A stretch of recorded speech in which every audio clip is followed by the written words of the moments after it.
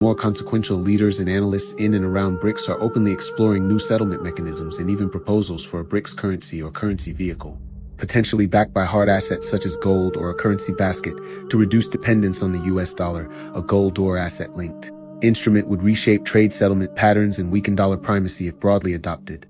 That is a tectonic economic move, not an overnight change, but the kind of structural shift that changes who can pressure whom and how sanctions and access are enforced. Why does that matter prophetically? Because central control over payments and identity is the hinge of Revelation's warning.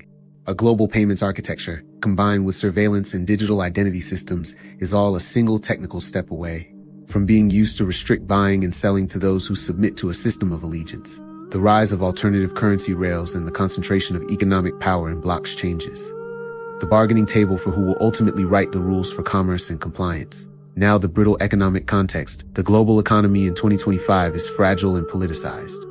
The IMF's World Economic Outlook and updates in 2025 show growth that is uneven, downside risks that are rising trade tensions, tariffs, geopolitical risk, and inflation and policy shifts that make central bankers and governments jittery.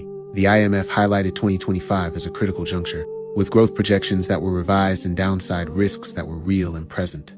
That means governments are more likely to accept emergency powers, digital payment controls, and extraordinary regulation in the name of stability, which opens political space for centralized economic controls. Put those three threads together and you get a dangerous picture: an international system of institutions, UN Forum, rising blocks that can offer alternative economic rails, BRICS and their development bank, and a stressed global economy that makes desperate governments willing to cede sovereignty for order.